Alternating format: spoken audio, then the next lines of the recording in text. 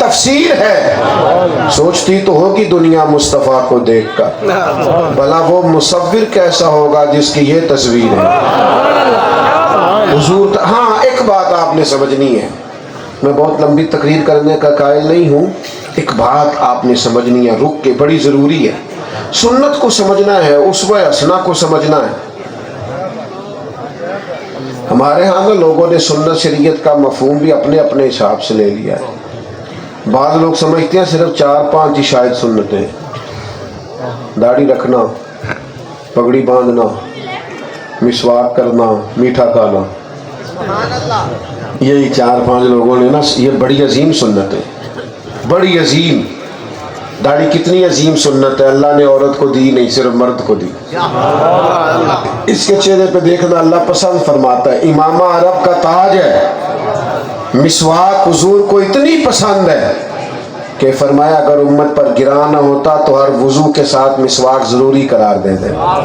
لیکن یاد رکھنا صرف امامہ باندھنا ہی سنت نہیں, صرف داڑھی رکھنا ہی سنت نہیں, محض مسواک کرنا ہی سنت نہیں, سچ بولنا بھی سنت. پہلے آپ کافی خوش تھے, اب ہلکا ہلکا ایسے کرتے, کیا وجہ ہے اس کی؟ پہلے کافی خوش تھے, میں نے کہا سچ بولنا سنت ہے تو ہلکا ہلکا ایسے. اللہ کے بندے, یہ تو وہ پہلی حضور کی ادا ہے, پہلی. یعنی نبی پاک امام الانبیاء ہیں, معراج کے دولہا ہیں, سرور کون و مکان ہیں, لیکن حضور کا سب سے پہلا تعارف لوگوں کو یہ ہوا تھا کہ صادق اور امین ہے. بولیے صادق اور امین. حضور نے فرمایا مومن کبھی بزدل تو ہو جاتا ہے, مومن کبھی بخیل تو ہو جاتا ہے, پر میرا مومن جھوٹا نہیں ہوتا. مومن کبھی جھوٹا, سچ بولنا حضور کا طریقہ ہے. میٹھا بعض لوگ بولتے ہیں مطلب کے لیے, میٹھا بھی بولنا چاہیے, ہمیشہ اچھے اخلاق سے پیش آنا, لیکن سچ بولے. پتہ ہے انسان کا وقار کب ختم ہوتا ہے؟ جب وہ سچ نہیں بولتا. بہت بڑے بزنس مین سے کبھی ملاقات کیجیے گا, وہ آپ کو بتائے گا کہ جس کی زیادہ انویسٹمنٹ ہوتی ہے وہ بڑا بزنس مین نہیں ہوتا, بلکہ جس کا مارکیٹ میں اعتبار زیادہ ہو نا. ہاں, جس پر لوگ بھروسہ زیادہ کریں. اگر مارکیٹ سے اعتبار اٹھ جائے تو آپ کے پاس کروڑوں اربوں بھی ہوں, کوئی چیز نہیں خریدتا آپ سے. آپ کا سچ بولنا اصل معیار ہے, سچ بولنا. ہمارے استاد صاحب ہمیں کہا کرتے تھے کہ جمعے کی جماعت کا اعلان اس طرح کیا کرو کہ 2:15 بجے تک سارے پہنچ جانا, مناسب وقت پہ جماعت کھڑی کر دیں گے. کوئی نہیں سمجھ آئیے آپ کو بات. 2:15 بجے تک پہنچ جانا مناسب وقت پہ. کہتے یہ نہ ہو کہ تم نے کہا ہو 2:15 جماعت ہو جائے گی, پھر 2:20 ہو جائیں, یہ سچ نہیں. تم نے کہا تھا 2:15 پہ جماعت, سچ سے معیار بنتا ہے, لوگ آپ پر اعتبار کرتے ہیں. یہاں تو بھائی حال یہ ہے کہ بیوی شوہر سے کہہ رہی ہوتی ہے پیسے تھوڑے دے دیا کر, ایک جوڑے میں گزارا کر لوں گی, لیکن ملتان جاتا ہے تو ملتان کا ہی بتایا کر. تو بتاتا کہیں کا ہے اور پہنچ کہیں اور جاتا ہے. اماں کہہ رہی ہوتی ہے بیٹا زیادہ ڈینگے نہ مار, بس سچ بولا کر. یہاں بھائی اتنے جھوٹ, اتنی بندے, اب تو اتنے جھوٹ ہو گئے کہ بہت سارے جھوٹوں میں جو سچ بولے وہ عجیب سا لگتا ہے. حال ہی ایسا خراب کر دیا. او بھائی سچ بولنا میرے نبی کا طریقہ ہے, سچ بولنا. اتنے بڑے مجمع میں جوانا آج تہیا کر لو, کچھ بھی ہو جائے ہم نے اپنے نبی کی یہ ادا اپنانی ہے, اپنی زبان سے جھوٹ نہیں نکلنے دینا. کبھی بھی بددیانت نہ بنے, کبھی بھی جھوٹ نہ بولے اپنی زندگی میں. بیٹا بیٹھ جائیں, اللہ آپ کو سلامت رکھے. پہلے بھی آپ سے گزارش کی, اچھا آپ سارے ہی مجھ سے پیار کرتے ہیں, مجھے پتا ہے اس بات. سبحان اللہ. اچھا جو نہیں بھی بولے ان کا بھی مجھے پتا ہے, پیار کرتے ہیں تو آئے بیٹھے ہیں نا. لیکن مسئلہ یہ ہے کہ محبت کی کئی قسم کی صورتیں ہوتی ہیں. ایک محبت وہ بھی ہوتی ہے کہ چلو کوئی ضروری نہیں ہاتھ ملانا, کوئی ضروری نہیں ساتھ فوٹو کھنچوانا. محبت ایک اور صاحب سے کسی نے کہا تھا کہ جناب محبت کیسے کرنی ہے, کچھ بھی نہیں کرنا, بس ایک دوسرے کو دیکھنا ہے. کیا مطلب؟ کہنے لگے مچ بال عشق دا سیکاں گے. سردیوں میں तापते हैं ना आग लोग, उसने कहा मच बाल इश्क दा सेकांगे ते एक दूजे नु वेखांगे। इस तरह ही मोहब्बत करूंगी, इतनी है। तो इसी पे गुजारा करें, अल्लाह जज़ाए खैर दे, अल्लाह ताला बरकत अता करे। तो मेरे अजीज आप तवज्जो करें बात पर, सच बोले, सच, झूठ को देश निकाला दे दे। मैं कैसे आपसे अर्ज करूं, झूठ बोलते हैं लोग। मैं वो बात करना नहीं चाहता, पर मैं क्या करूं कि बात करने को तरसती है जुबान मेरी। यानी मक्के मदीने जिनको लेके जाता है ले जाने वाला, उनसे भी झूठ बोल देता है। अल्लाह के घर ले जा रहा है, गरीब से झूठ बोल दिया। अल्लाहु अकबर। तू कोई और कारोबार कर ले, तू हुजूर के मेहमानों से भी झूठ बोल रहा है। ओ खुदा के बंदे, कोई चीज रहने दे। हर बात में गलत बयानी, हर बात में झूठ। हुजूर का उसवा हसना समझो और इसे याद रखो। अबू सुफियान कहते हैं रज़ी अल्लाह ताला अन्हु, फरमाते हैं जब तक मैं मुसलमान नहीं था तो मैं हर जंग में हुजूर के मुकाबले में गया। जब नबी पाक ने मुख्तलिफ बादशाहों को खतूत लिखे ना कि मुसलमान हो जाओ, तो शाह रूम को भी खत लिखा।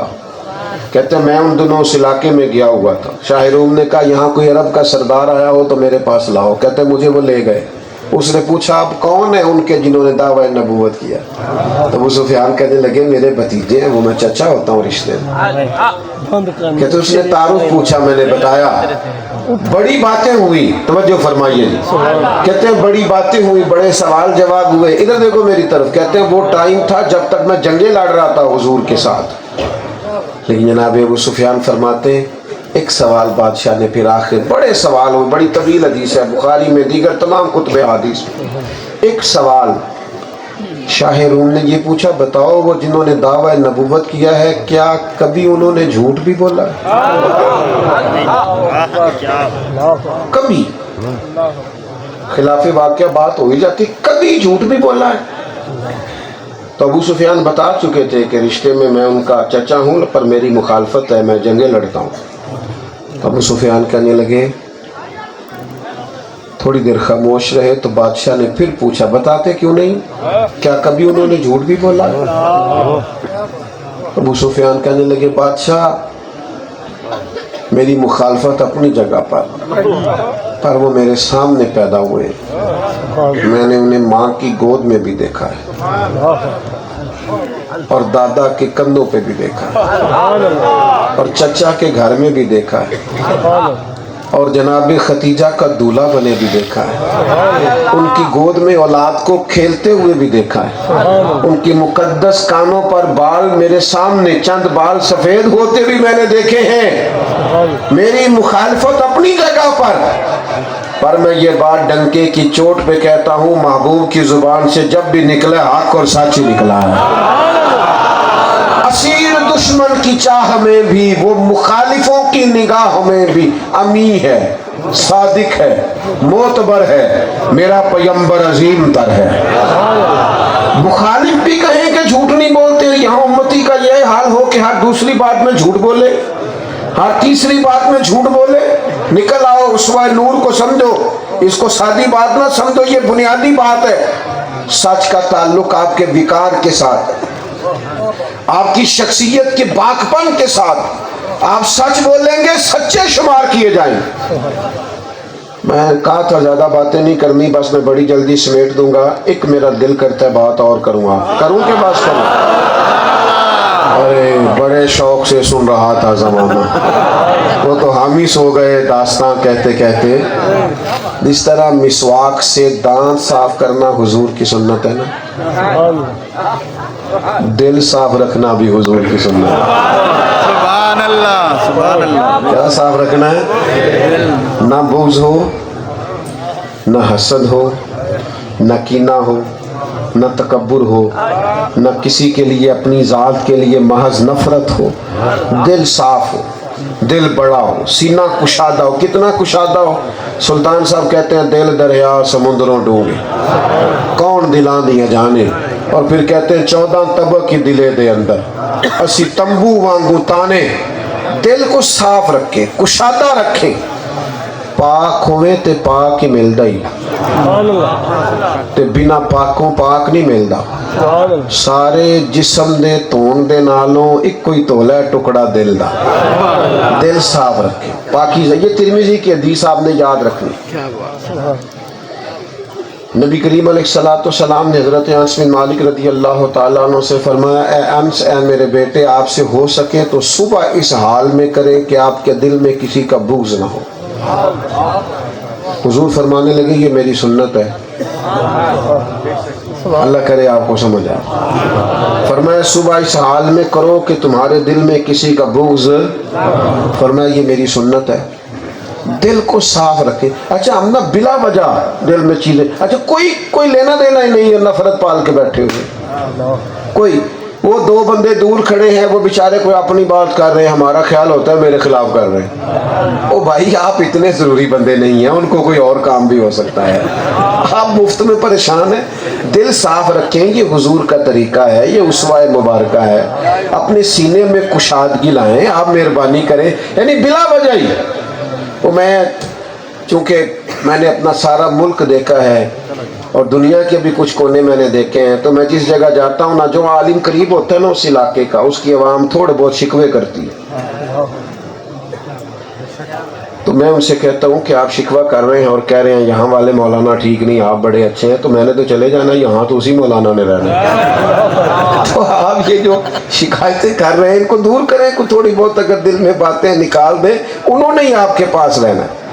हमने क्या किया होता है कि बिला वजह ना छोटे छोटे शिकवे, छोटी छोटी चीज, इनको निकाल दें।